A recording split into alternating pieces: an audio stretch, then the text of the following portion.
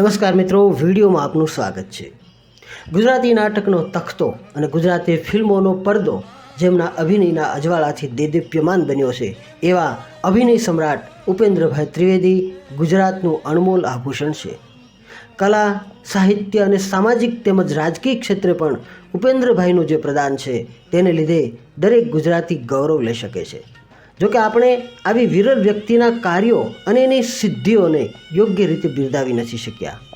અન્ય પ્રદેશ કે ભાષાના કલાકારોને જે સન્માન મળે એના પ્રમાણમાં ગુજરાતીઓ ઊણા ઉતરે છે।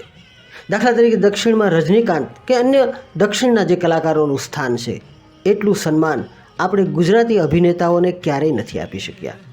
બહુમુખી પ્રતિભા ધરાવનાર ઉપેન્દ્રભાઈ ખૂબ સારા અભિનેતાની સાથોસાથ એક સફળ રાજકારણી, સમાજસેવક અને ઉમદા વ્યક્તિત્વના ધની હતા। કલાકારોની નાતમાં પણ બધા કલાકારો ઓલરાઉન્ડર નથી હોતા। ખૂબ સારી કોમેડી કરનારો અભિનેતા લાગણીસભર દ્રશ્યોમાં જામતો નથી, તો વળી એક્શન દ્રશ્યોમાં માહિર હોય એવો અભિનેતા કોમેડી નથી કરી શકતો। તમામ પ્રકારની ફિલ્મ ચહેરા ઉપર ઉપસાવી શકે એવા કલાકારો બહુ ઓછા હોય છે, જ્યારે ઉપેન્દ્રભાઈ તો નવે નવ રસને ઘોળીને પી ગયા હતા અને પોતાના અવાજથી અભિનય કરી જાણનારા એકમાત્ર અભિનેતા હતા ઉપેન્દ્ર ત્રિવેદી। માપસર નો બાંધો, મોટી કમર અને સામાન્ય તથા શ્યામ વર્ણનો ચહેરો। ઉપેન્દ્રભાઈ ખાસ દેખાવડા નહોતા। કેટલાક લોકો કુદરતી રીતે દેખાવડા ભલે હોય, પણ કેટલાક દેખાવડા બની જાય છે એના ભાવ પ્રાગટ્યની શક્તિથી। માલોપતિ મૂંજ હોય, વીર માંગડાવાળા હોય, રા નવગણ હોય, દેવરો હોય કે રગત પિત્યાના તારણહાર સંત દેવીદાસ હોય, સોરઠી સંસ્કૃતિના આ રૂપાળા પાત્રોમાં આજ પણ સોરઠની જનતાને ઉપેન્દ્ર ત્રિવેદીનો સૌમ્ય અને દેખાવડો ચહેરો જ દેખાય છે। પોતાની કલાથી ઉપેન્દ્ર ત્રિવેદીએ આત્મિક સૌંદર્ય પ્રાપ્ત કર્યું હતું અને એ જ એની સિદ્ધિ હતી। એનામાં ભાવ પ્રગટ કરવાની અદ્ભુત કલા અને અવાજના આરોહ અવરોહને સંવાદોમાં ઢાળવાની જે કલા છે એના ઉપેન્દ્રભાઈ જ્ઞાતા હતા। એક સમય હતો જ્યારે ઉપેન્દ્રભાઈની એક પણ ફિલ્મ નિષ્ફળ નહોતી જતી। જેમાં ઉપેન્દ્ર ત્રિવેદી હોય એ ફિલ્મમાં ફિલ્મ મેકરને ક્યારેય નુકસાન નથી થયું। ટૂંકમાં ઉપેન્દ્ર ત્રિવેદી એટલે પ્રેક્ષકોના વિશ્વાસનો દસ્તાવેજ। બહુ ઓછા લોકોએ ઉપેન્દ્ર ત્રિવેદીને ફિલ્મી પડદાની બહાર વક્તા તરીકે સાંભળ્યા હશે, પણ જેમણે સાંભળ્યા હશે એમને ખબર હશે કે ઉપેન્દ્રભાઈનું વક્તવ્ય એટલે શબ્દોની અવિરત અસ્ખલિત ધારા। પોતાના વિશાળ શબ્દ ભંડોળથી જ્યારે એ બોલતા ત્યારે શ્રોતાઓ શાંત ચિત્તે સાંભળવા મજબૂર થઈ જતા। અને એની યાદશક્તિની તો શું વાત કરવી। રાજા ભરથરીના સેટ ઉપર 600 શબ્દોનો સંવાદ જ્યારે બોલવાનો હતો ત્યારે ફિલ્મના નિર્દેશક અને કેમેરામેનને થયું કે આ દ્રશ્ય ફિલ્માવવા માટે 10-12 શોટ લેવા પડશે અને કેટલાય રીટેક થશે, પણ ઉપેન્દ્રભાઈ 600 શબ્દોનો સંવાદ એક જ શોટમાં બોલી ગયા અને શોટ ઓકે પણ થઈ ગયો। એટલે જ ત્યારે નવા આવેલા ગુજરાતી ફિલ્મોના જાજરમાન હિરોઈન સ્નેહલતાએ ઉપેન્દ્ર ત્રિવેદીને શબ્દવેધીનું બિરુદ આપ્યું હતું। ભાવને પ્રગટ કરવાની અને ભાવને ઝીલવાની પણ જેનામાં ઉત્તમ ભાવના હતી એવા ઉપેન્દ્રભાઈને આપણે માત્ર એક કલાકાર તરીકે ઓળખીએ છીએ, પરંતુ ઉપેન્દ્રભાઈ બહુશ્રુત અને પરમ જ્ઞાની પણ હતા। એને સાહિત્યિક અને આધ્યાત્મિક જ્ઞાન પણ હતું। પોતાની જીવન સંધ્યાએ એમણે જે વાતો કહી છે એમાં ઊંડું તત્વજ્ઞાન છલકે છે।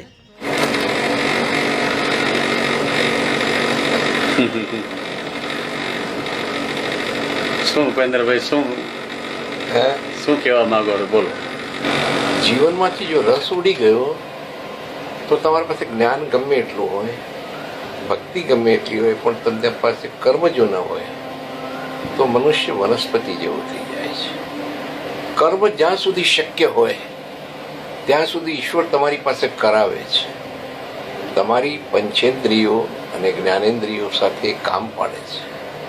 પંચેન્દ્રિયો જે છે રૂપ, રંગ, રસ, ગંધ, સ્પર્શ, સ્વાદ, અને છેવટે જ્ઞાનેન્દ્રિયો જે છે જે તમને અનુભવ પહોંચાડે છે એને પ્રવૃત્ત રાખે છે। પછી કાળે કરીને એક કરીને ક્ષીણ થતી જાય છે। ક્ષીણ થતાં છેવટે ચેતના ઓલવાઈ જાય છે। પણ ત્યાં સુધી માણસે જો જીવવું હોય તો આનો ત્યાગ કરીને ગુફામાં બેસી જવાની જરૂર નથી। એ બેસી જાઓ કે ના બેસશો તોય તમારું આયુષ્ય પૂરું થવાનું છે, અને કર્મ કરો તો પણ પૂરું થવાનું હોય। પણ કર્મનો આનંદ છે। કર્મનો આનંદ, કર્મમાં જો આનંદ ન હોય, કર્મ લય ન હોય, તો પછી કર્મ એક વૈતરું બની જાય છે, મજૂરી બની જાય કર્મ. કર્મ જ્યારે મજૂરી બની જાય ત્યારે એ પછી એનો આનંદ નથી લઈ શકતો. કર્મમાં આનંદ, આ ઉંમરે જો હું વન મેન શો કરતો હોઉં તો મને એમાં આનંદ છે. મારું મળતર શું છે કે વળતર શું છે એ ગૌણ બની જાય છે. પણ હું એટલો વખત જીવી લઉં છું. હું જીવી લઉં છું એ માત્ર પ્રશંસા માટે નહીં કે તાળીઓના ગડગડાટ સાંભળવા માટે નહીં, પરંતુ એટલો સમય મારી સર્વે શક્તિઓને એકાગ્ર કરી હું એ સમયે રસની અનુભૂતિ કરું છું. એ રસની અનુભૂતિ કરવા માટે પણ જો માણસ જીવનમાંથી રસ ઉડી જાય, 2 ટાઈમ જમે, ખાય પીએ, સવારને સાંજનો સૂર્યોદય ને સૂર્યાસ્તનો ઇંતજાર કરે, એ એનું કામ નથી. અને જો એનું કામ હોય કે હું આટલું જ કરવા માંગુ છું તો એની મજબૂરી છે. શક્ય હોય એટલું એને કંઈ ને કંઈ કામ કરવું જોઈએ.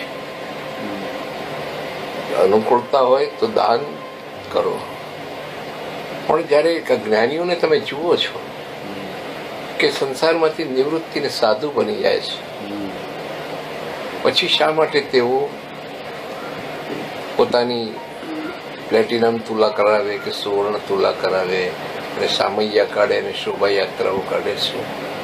કારણ કે જ્ઞાનથી એને સંતોષ થતો નથી. હવે એ જ્ઞાનનો ઉપયોગ બીજો પણ છે. એ પછી ખેડૂત મટીને માળી થઈ જાય છે. ખેડૂત જેમ અનાજ વાવે તેમ માળી છોડનો ઉછેર કરે છે.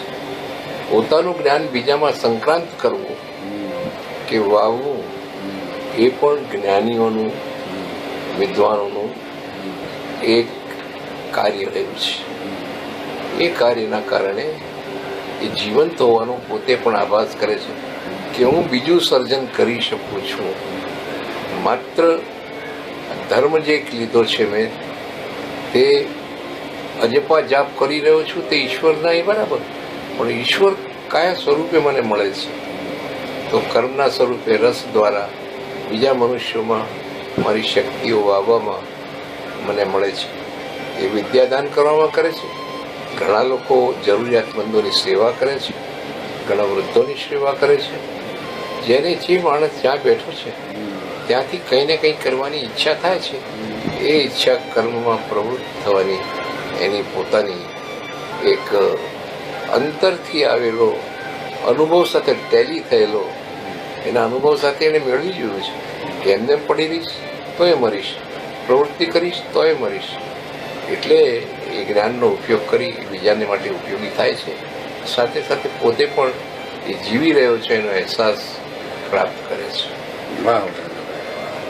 શરીરથી અપાહિત થયા, વિકલાંગ થયા, પથારીમાં હતા, છતાં જીવનના રસ અને કર્મના સિદ્ધાંતોને બારીકીથી જાણનારો આ મહાનાયક, મહાન કલાકાર પોતાના ચાહકોને છેલ્લે જે વાતો કહી ગયો એને ખરેખર સોનેરી ફ્રેમમાં મઢી લેવાની જરૂર છે. 14મી જુલાઈ 1936માં જન્મેલા ઉપેન્દ્રભાઈ 4 જાન્યુઆરી 2015માં 78 વર્ષનું જાજરમાન જીવન જીવીને આપણને સૌને અલવિદા કહી ગયા.